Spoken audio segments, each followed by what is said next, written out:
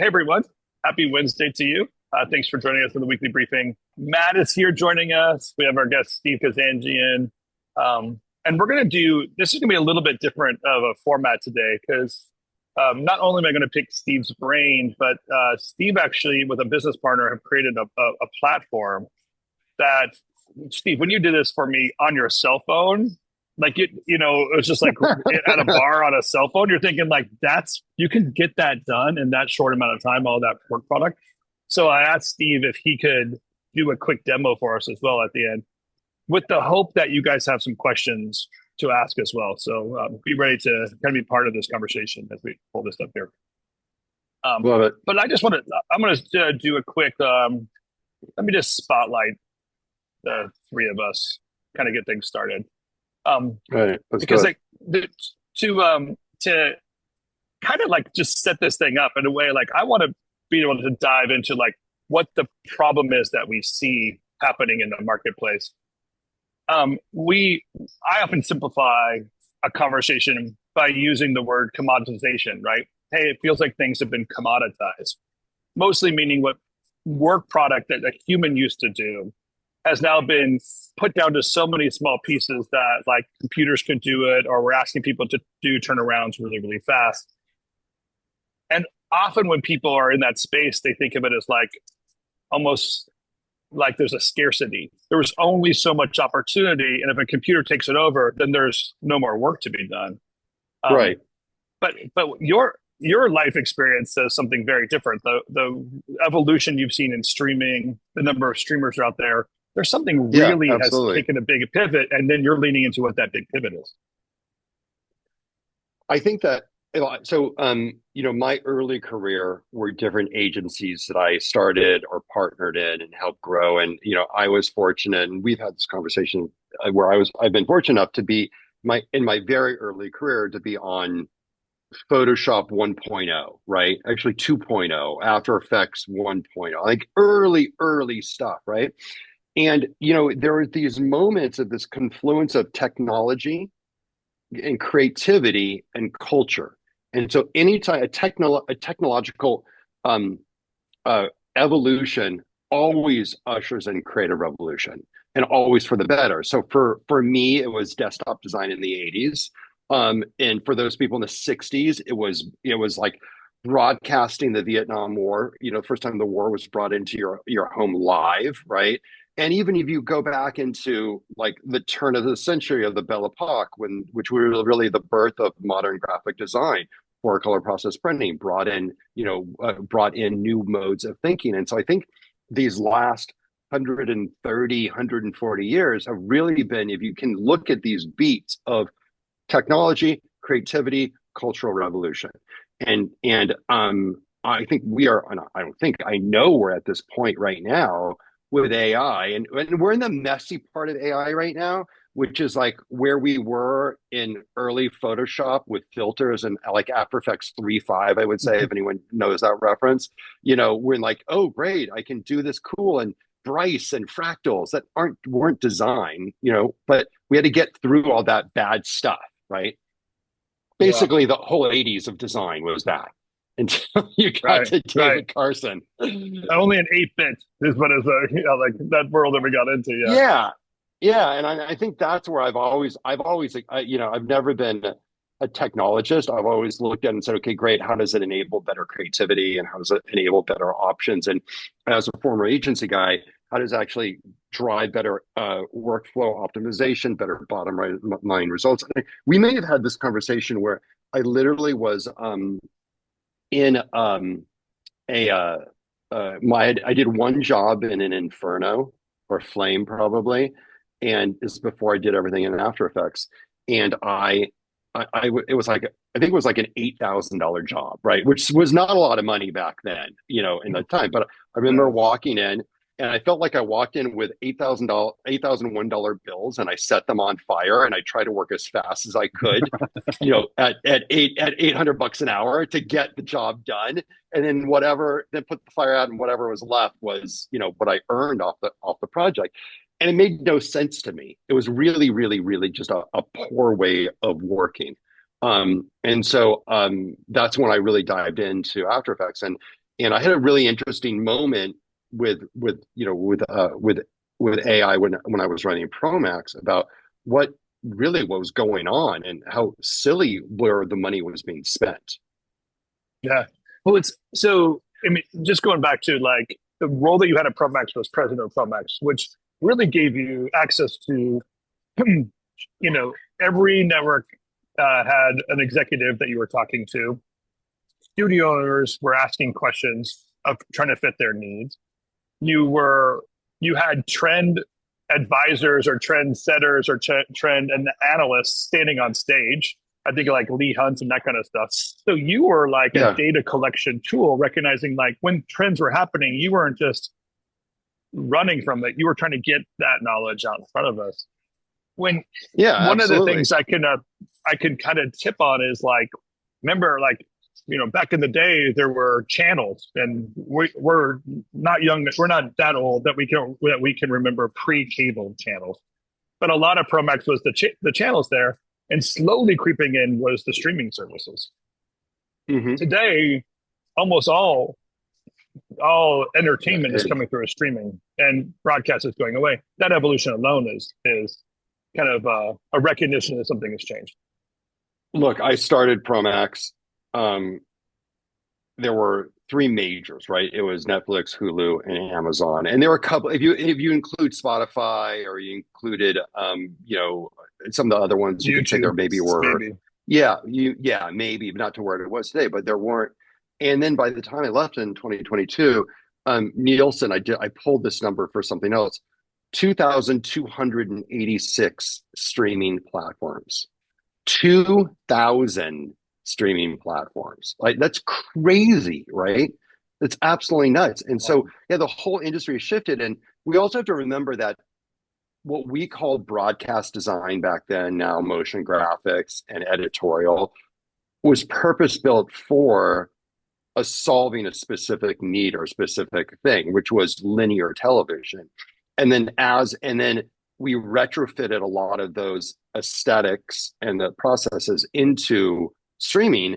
When in fact, streaming, like deliverables, if you will, for streaming are should be and ought to be, and they are, is to a certain extent completely different than what you're delivering for linear, just because of the nature of the platform, you know?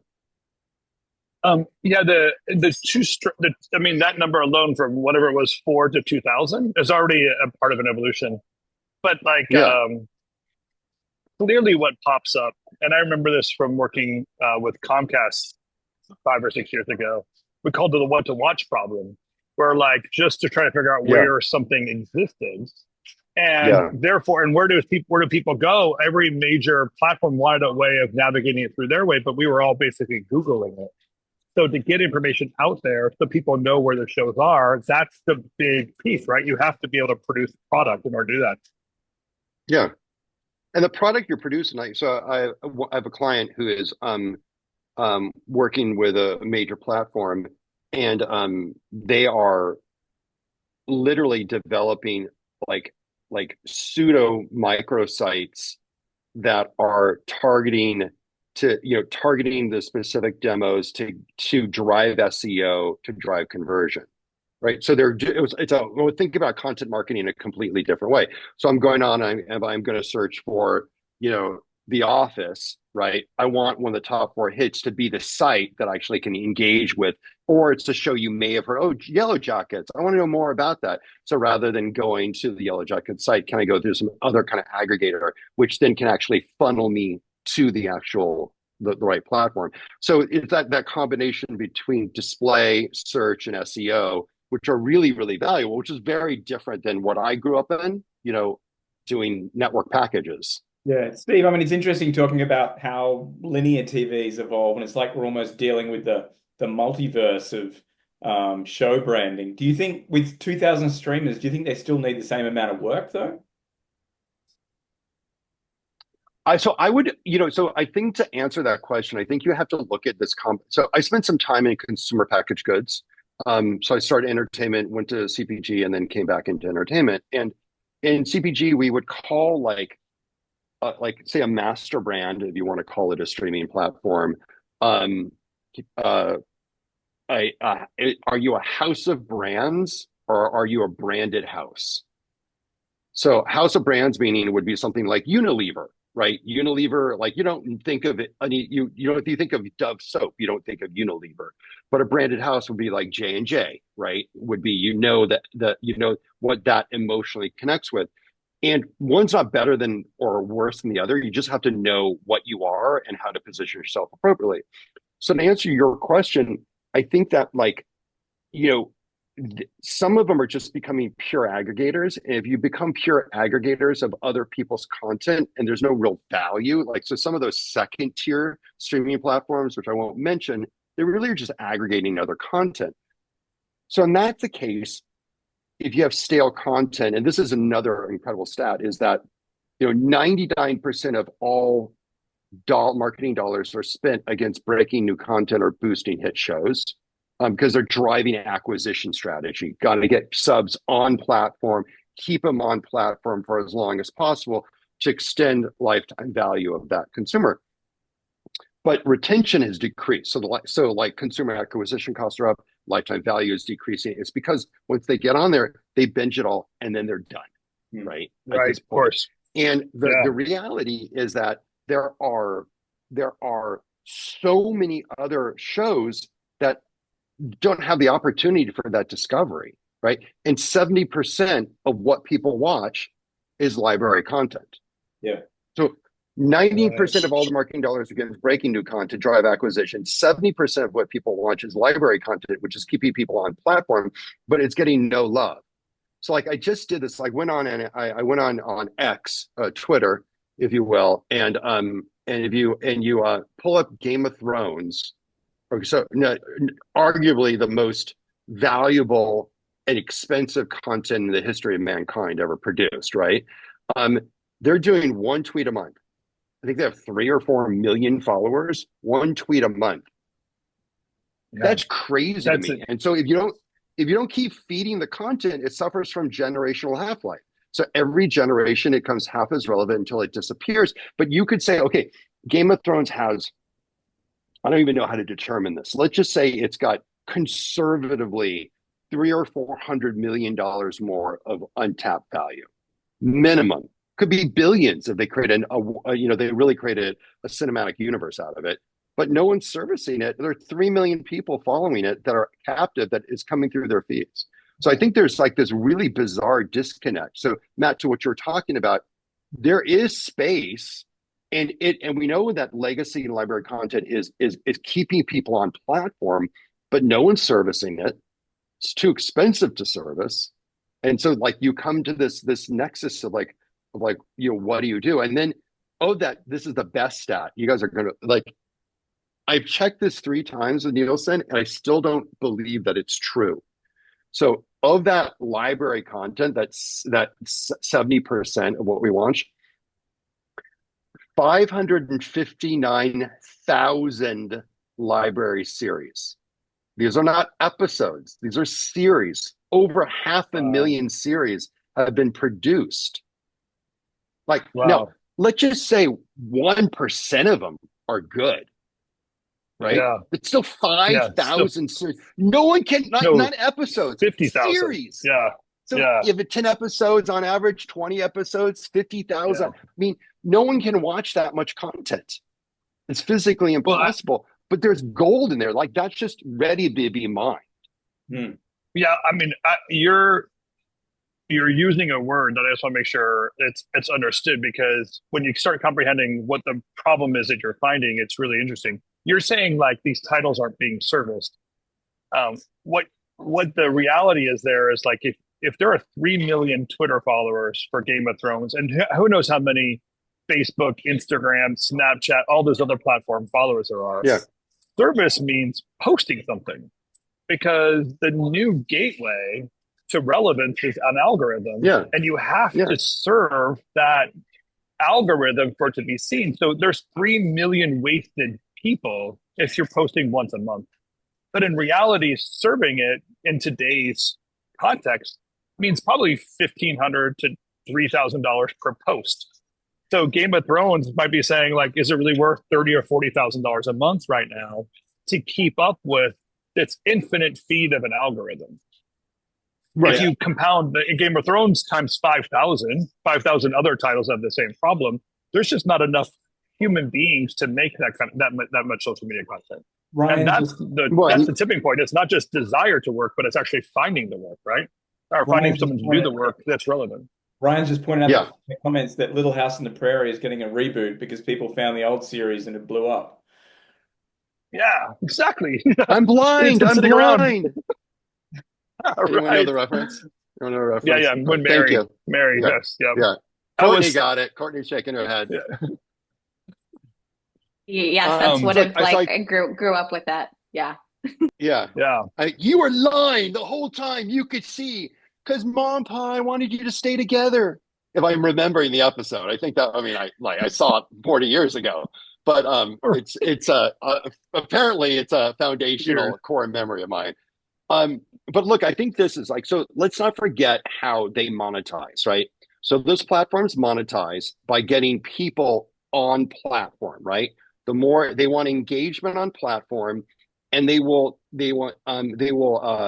what you mean reward you? You mean subs? No. Or if it's a free thing to watch? If you're on Instagram, right? Instagram is rewarding you to providing original, fresh content on platform, so you get more engagement. The more engagement, the more sponsorship dollars and more ads you can sell. Blah blah blah. Right? So the algorithm feeds itself. That's great. Yeah. Right? Exactly. So your goal, so they're basically telling you, if you give us more awesome content that is engaging, the algorithm serves you, right? The algorithm rewards you to do that. So this is another stat. I don't think this is from someone else, not Nielsen, but I think it's either 42 or 43. You need to do, let's say, over 40 social posts a week across all the major platforms to even influence an algorithm. You can't game an algorithm, but you can influence it or train it, whatever you want to say, to actually get any kind of awareness. So that number, if you're thinking, okay, so great, 160 original pieces of content I need to post across social, for 500,000 titles, that none of that is going to work, right? And so once again, Game of Thrones, which is the Battle of the Bastards, I think it was $140 million, the most expensive hour of television at the time ever produced to make that, and it's sitting there and it's getting serviced once a month. It's preposterous, right? But it makes sense because everyone is running after the business is running after an acquisition strategy because they're trying to, I think one of the majors when they launched, this is during COVID, they were spending $200 on CAC, or consumer acquisition costs. So to put it another way, it would cost them $200 to acquire a customer. You would have to, and at $10 a month, you got to keep them in the system for almost 2 years. Well, that doesn't make any sense, right? Fundamentally, it doesn't make any sense. The logic doesn't work. But at the time, everyone was on this land grab. Yeah, everyone was trying to. Wall Street was financing it to see if they can't kind of create a monopoly. To some degree, going back to just the evolution wise, right? So let's just say a post house. The idea of a post house in the day was the creative work was being created and composited. Then you go sit behind that Inferno operator at $800 an hour and you get the work product done. To some degree, that model is what's broken, right? The post house, the realm where somebody executes a work product in order to maintain or to generate the final piece.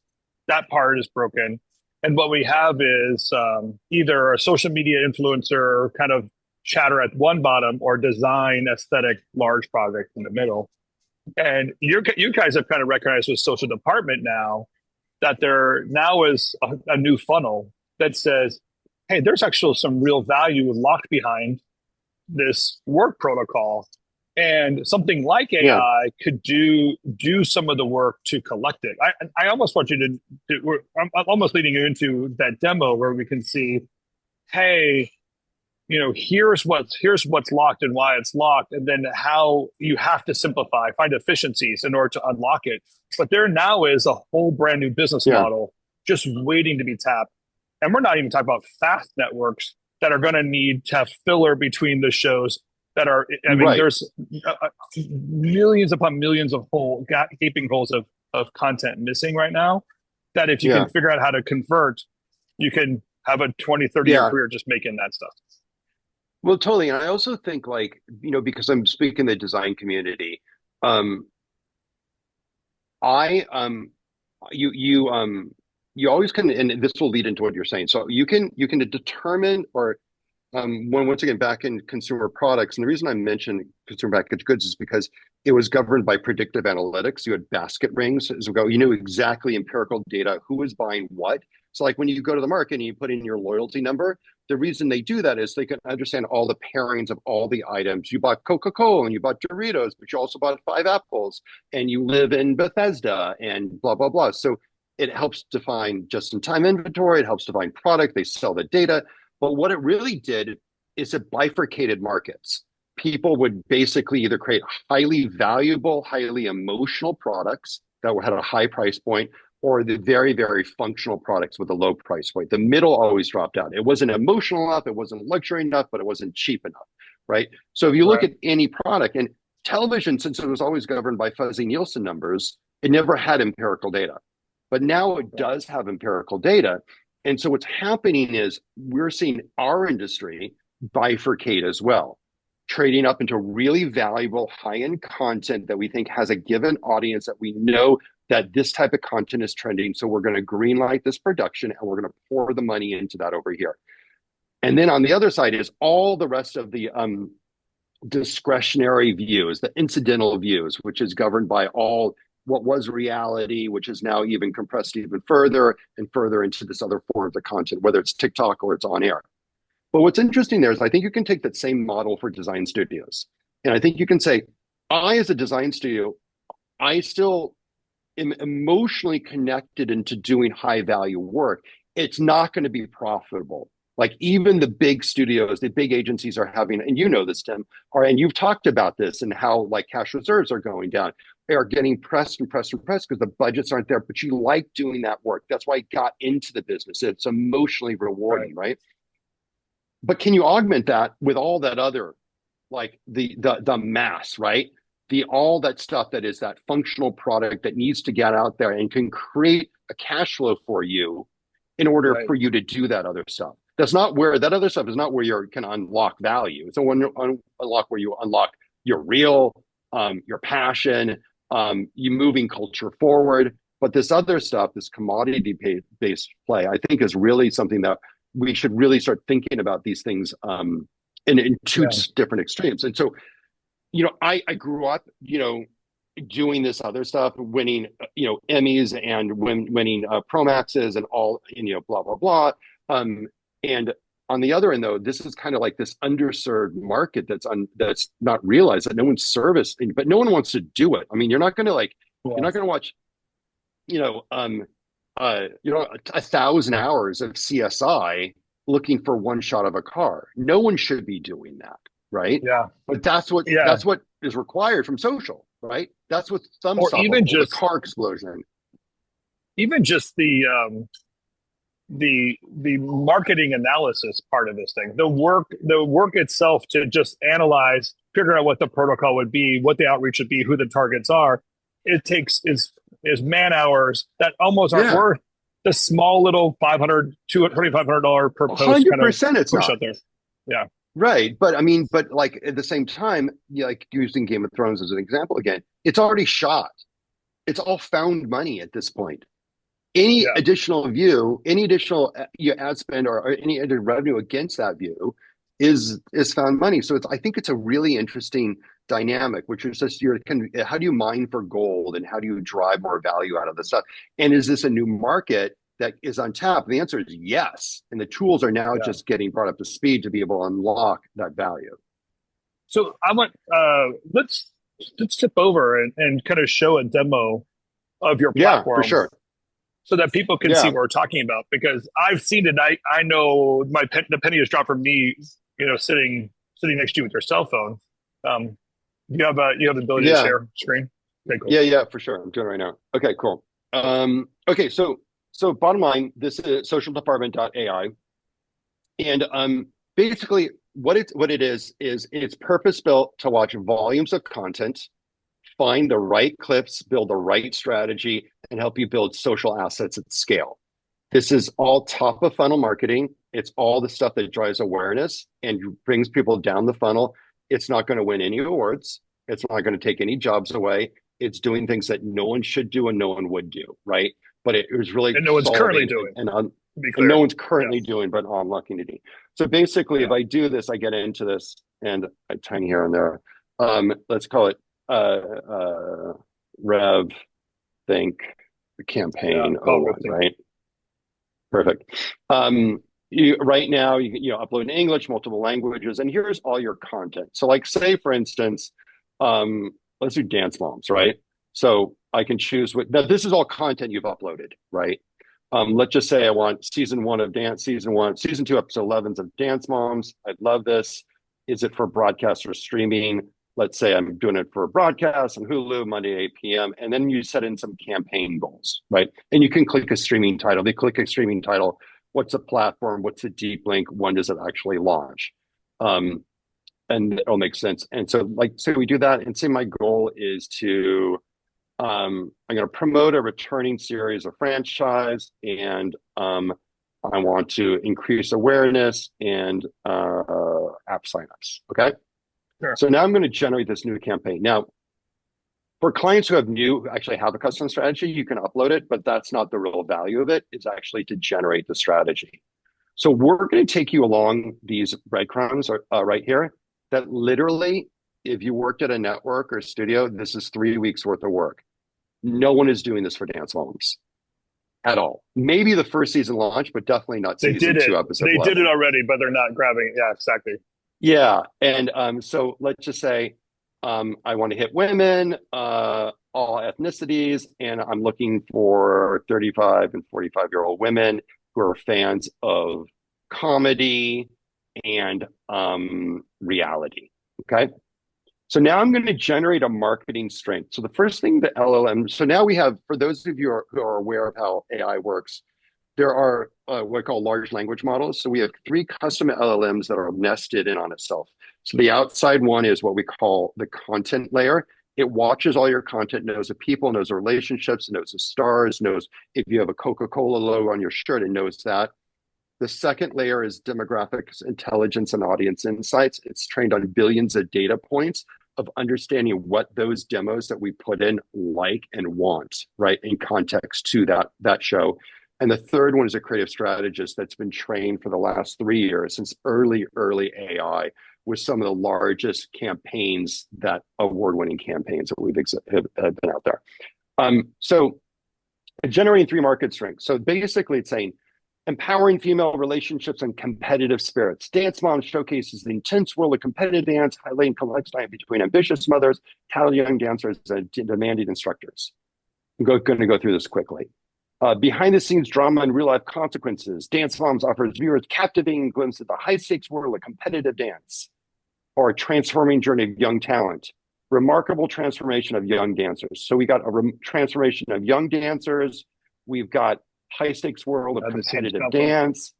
Yeah, and dynamics between mothers and daughters. Well, these are probably really interesting. If you think about this demo, there are probably a lot of them young moms in there. They may really like that. So I'm going to prove the strength, right? You can go in and change it all these factors. Then I'm going to generate an audience insight off of that demo in regards to that, in regards to that marketing strength. So once again, and now it's going back into that second LLM, going through those billions of data points and figuring out what is the hook. Drawn to content that reflects their own life experiences and challenges, competition with personal growth, and unique blend of entertainment and relatability. Let's just say I click on this one about competition, personal growth. And now we generate a persona. Once again, no one is doing this for Dance Moms. And I'm using this intentionally to show you that, like, if you guys aren't strategists, this is a surefire way to get some strategy in place very quickly and lay it in. Persona, the ambitious mom maven, the reality TV connoisseur, or the nostalgic dance enthusiast. Ooh, once a dancer herself, is drawn to Dance Moms for her portrayal of the competitive world. She relishes in reliving her past of the young performers, also finding humor in the dramatic interactions. I mean, it's amazing, right? What the AI is pulling out. High stakes performance and backstage tensions. As a mother herself, she relates to the parental struggles. So this is, I was a dancer. What are the struggles around being a dancer? And this one gets into ambition with family life, balancing the two. So let's approve this first one. So once again, starting to build, and any of you who've used AI, you know that you've got to bring it through a very focused prompt sequence to make sure you get the right answers that you want out of it.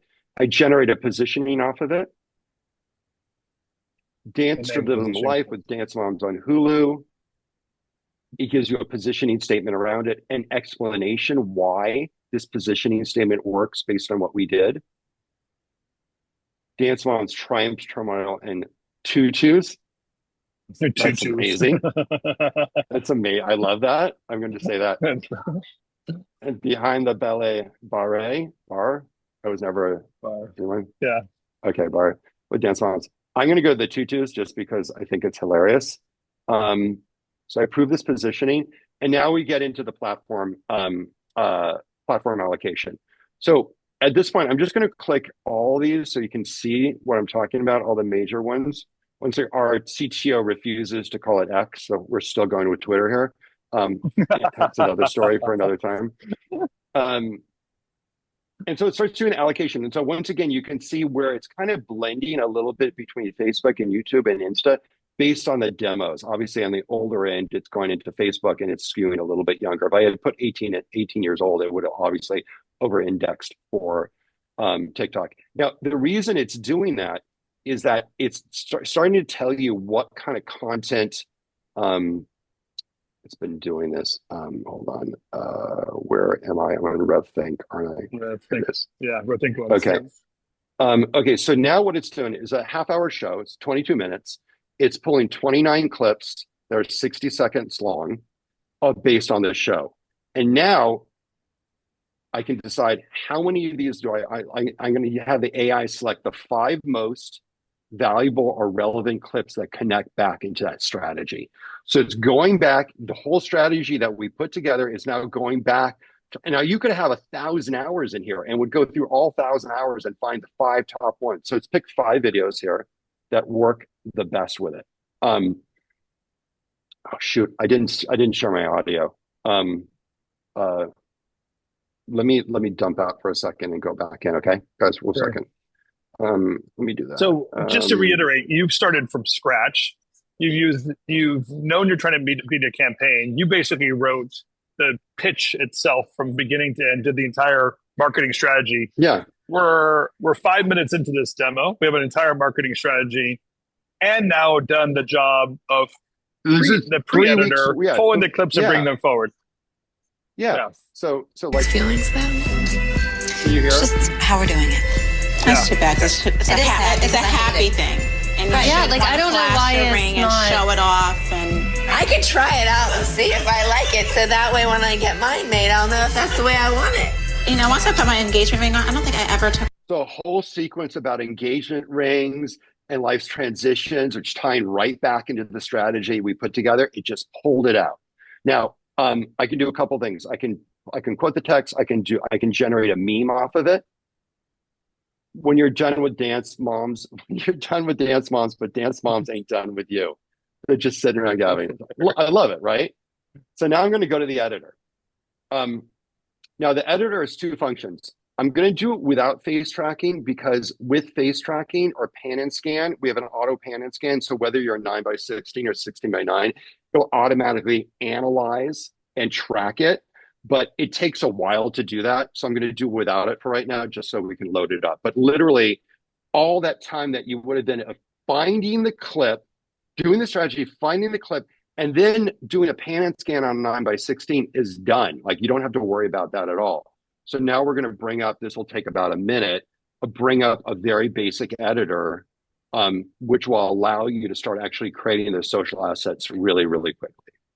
Does anyone have any questions while we're waiting for this to render? Oh, we're already done. We didn't even get a question in. Yeah.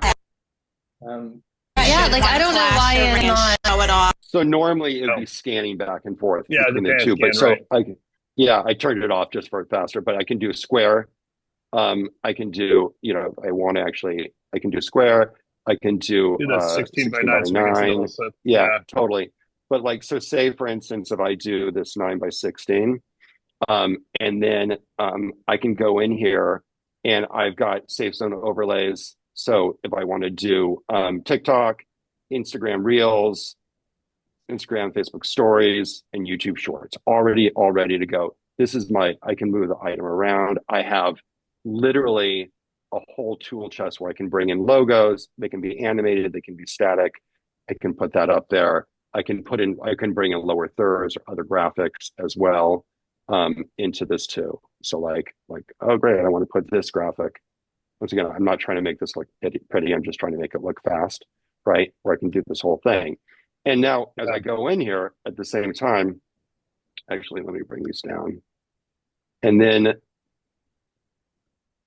you'll see as I go down here, all these are the different subtitles.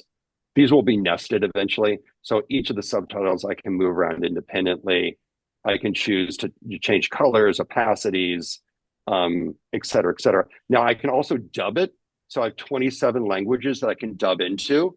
So if I want to output to Spanish, I can output it immediately to Spanish. We're working with a Romanian and a client right now, which is outputting right to Romanian. And then obviously once that's done, I have those shapes, blah, blah, blah. I'm just going to make this a short clip.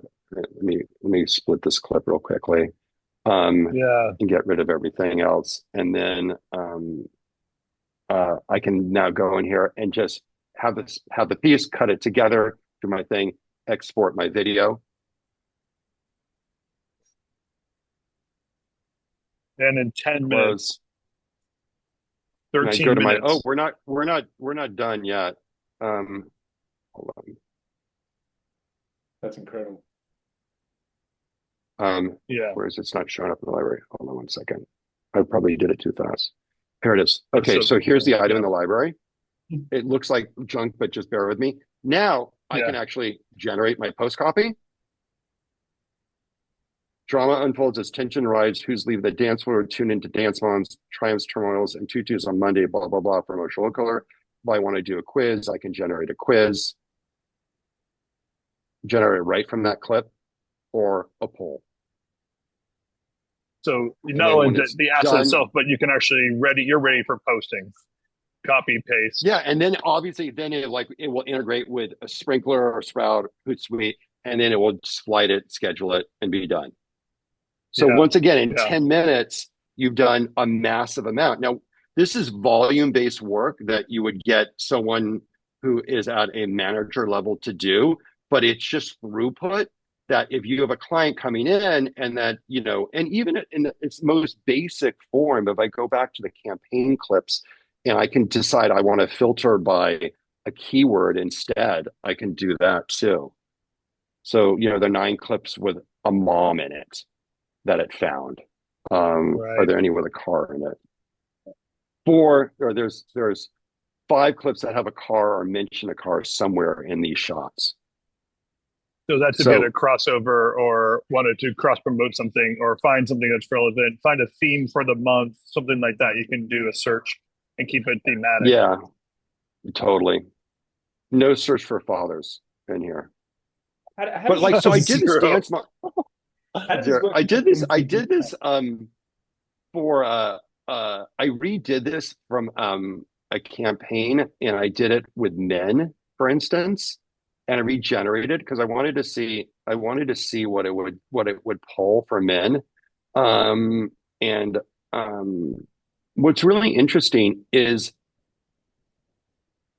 providing insider look at competitive world dance from unexpected high-stake competition appeals to traditionally male audience in sports and strategy, offering a fresh perspective on parent-child relationships, the pursuit of excellence in a female-dominated world. So like, it's really crazy because we were trying to break it. Like, how can we actually have it do something that's totally different?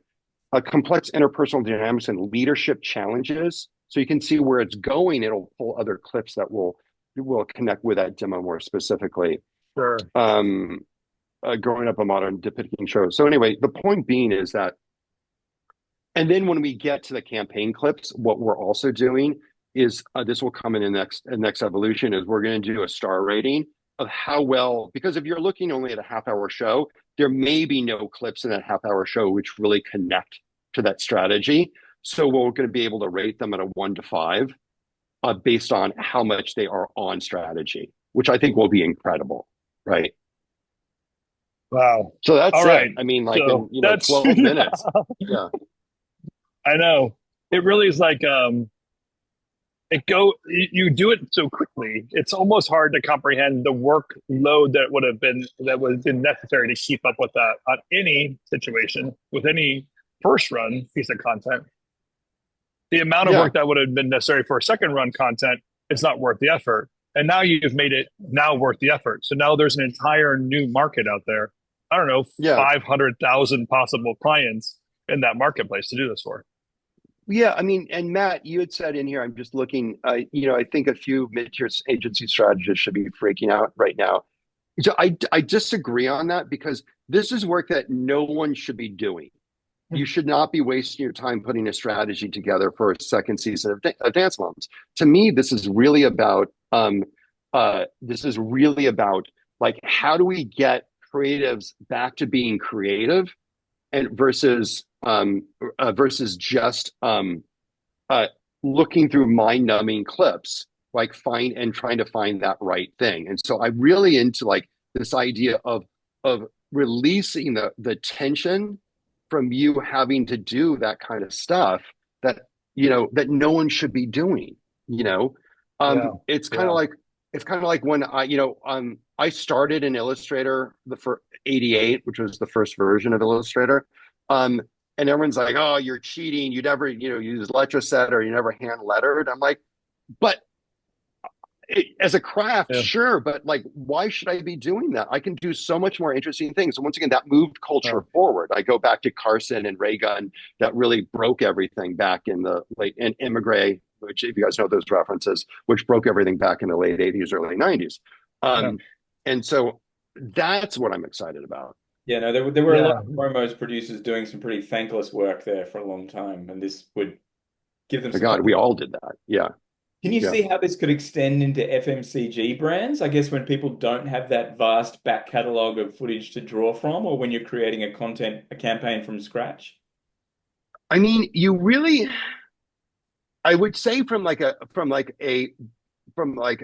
it depends. Like, I wouldn't say FMCG, but I would say that I could see applicable to like an IKEA or someone who does volumes of like how-tos and other kind of videos like that they want to target specific demos. Like, I could totally see in that space. But I don't know if there's enough, like, right now, this product is purpose-built for library content, those 500,000 plus series that are not getting any love. What's the minimum amount of marketing drip that you need to give it so it can stay relevant for another generation, so it doesn't suffer from, like I said, generational half-life. And that's what I think. There's so many avenues of where this could go, right? So that by end of the year, it should be able to auto assemble basic promos, no problem.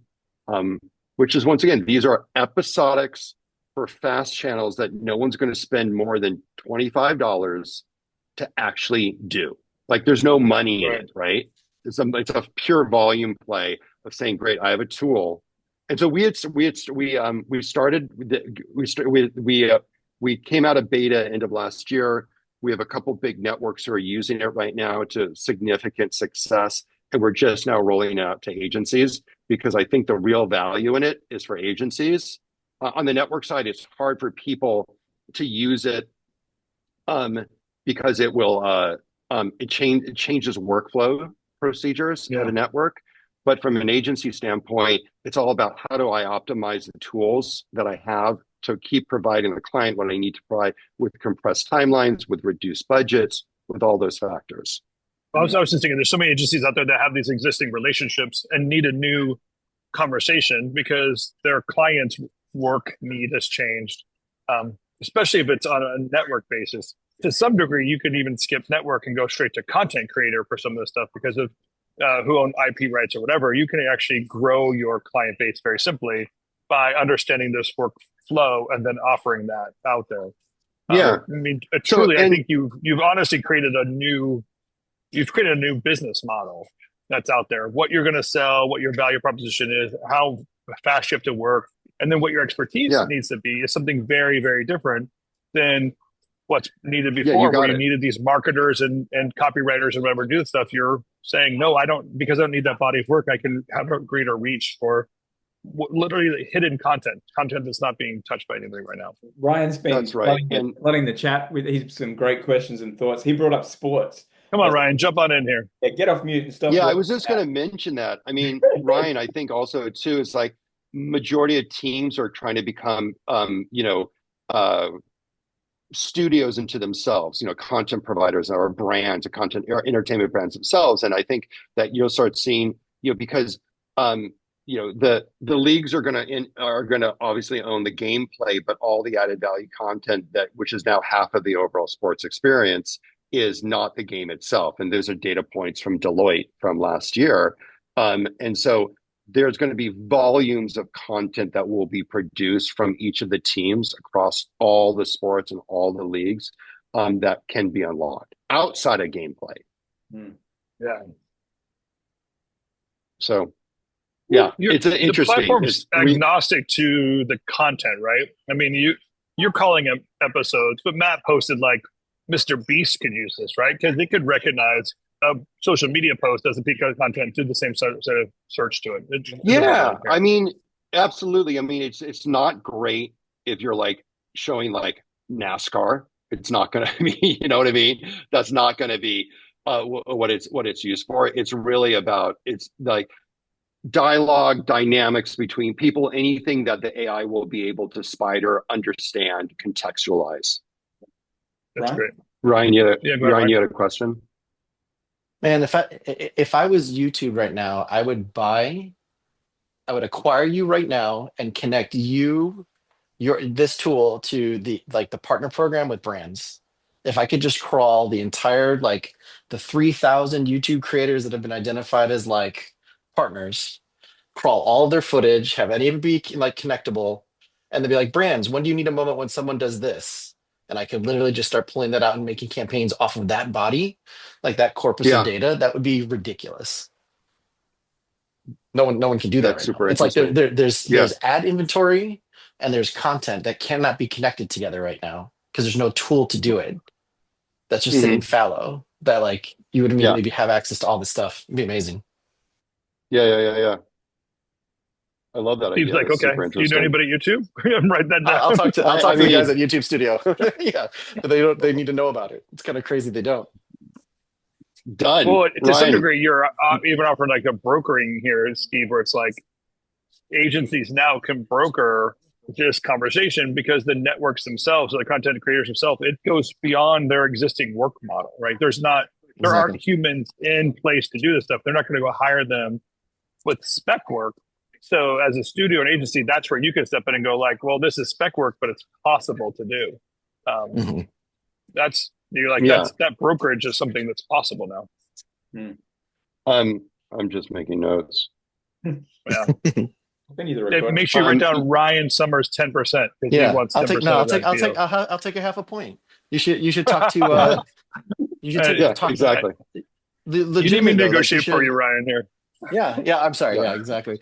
You should talk to Scott Belsky just left Adobe, right? And he's the guy who created Behance, and then got bought by Adobe, and he was running all their initiatives for trying to connect different places that don't talk to each other. He just left and went to A24 to be their head of technology because they're we have all this stuff, we don't know what to do with it. There's got to be ways to monetize it. Where are people talking about it? They're not watching TV anymore. They're not watching movies anymore, but they love Nosferatu, and we don't know how to connect them to brands that want to buy the stuff off the things we watch. This feels like the missing link. Yeah. It's awesome. Yeah. I mean, thank you. Yeah. We're fired up. It's every couple of weeks we deploy a new update, and it gets better and better and smarter and smarter. And so it's exciting. And, I think you were saying, we have there's a very short runway on this until, because there will be people coming in, but the team that's involved with it, we have deep ties in entertainment, and we know all, majority of the players, if you will. And so we're deploying as fast as possible to get people to use it. I mean, I think that, like, once again, going back into agency business model, it's really about how can you look at your existing client base and how you can, upsell them on a workflow efficiency program that they don't need to know how it's being done. And, and I think the thing is, like, some people, if they're doing for one social post, if you're doing it in-house, we figured out it's probably around $600 a unit of doing that in-house. Agencies could charge between $1,000 and $1,500 per unit to do them out of house.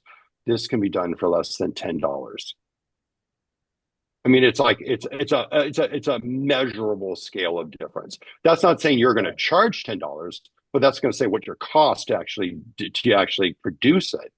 And those people that always dream about retainer work. This is a retainer model. You get a flat fee, generate 40 pieces of content in a month, get that flat rate, write the strategies, get them approved, hit the generate button, download the product, put it in NodeSuite, collect the next $10,000 retainer from the clients. Yeah, I mean, it's no different. Like my first studio was one of the, probably, I wouldn't say that I feel it was the first, let's just say was one of the first 5 in the world to produce broadcast quality graphics out of Macintoshes. This is and I was doing it back in 92, right? But really 97 is when this it really launched. We were charging at that time $2,000 a day, was just our blanket fees. And an Inferno was $1,500 or $1,000 an hour, right? So the scale, like, it was, 8,000 a day probably, or something like that. Tim, you would know. Keep me honest on that. Yeah, we would. No. I was writing POs at $8,000 and $10,000 a day to go into a post house and do that work. Yeah. So you're doing it at, like, at such a different scale. And by the way, your margins were still bigger at $2,000 a day. We're still bringing home bank off of that stuff. For at the time, right? And so I think that's some of the thinking about how to approach, once again, new business models, new ways of engagement, and using these tools. I was demoing this to another agency yesterday, and their quote was like, "Look, we've got to understand all these tools because our competition will and is, and this is just it's a new level set." It's like, when it's, again, the equivalent of someone, having a bay of After Effects designers and someone, going to, the post group to do it, if anyone knows that preference. So I got to jump because I have a small group starting in about 5 minutes. But I think this is a great conversation to keep having right there inside a community. Steve, you are in RevCommunity. People can honestly post something right now, tag you, and keep on asking you this question. Because I think there's an evolution of a business model about ready to pop. And I think people want to figure out how to take this stuff forward and offer the services. If I was doing anything in post right now, and I was looking for something or just starting a business and trying to figure out where a position is, I'm not saying someone wants to do this full time all the time, but we're talking about a small project on a small project basis, like 1 or 2 people a month can get a lot of work done. It seems like landing a couple clients at a $5,000 a month retainer, getting $25,000 locked in very easily with a few clients and kind of building a team around that seems like a very easy place to start. Some of you already have these clients and have those relationships, and others you might have to ask the question, how do I find the clients to push this out to? But with a target of 500,000 possible clients out there, I'm pretty sure you're 1 degree of separation or 2 degrees of separation from making that connection. It's going to take a little bit of entrepreneurship here. And I think that's what's fun about the community. We could talk about the entrepreneur angle, the challenges, positioning, and that kind of stuff getting in the field. But Steve, thanks for kicking this off. It's really, truly eye-opening what you guys have done. It's awesome. Amazing. Thanks so much. Really good talking with all of you. And hit me up. I'm around. Yeah, we love it. And we're going to drag you back into more of these conversations because as this evolves, we want to hear more and more of your insights. Perfect. All right. Ryan, I'm going to track you down. I'm trackable. I'll see you on LinkedIn. Ryan's got a great Bye. Substack. You should follow his Substack. Oh, thank you, Matt. That's awesome, dude. All right. Love it. Will do. All right, guys. All right. See y'all Thanks, later. everybody. Bye. We'll see you soon. Bye.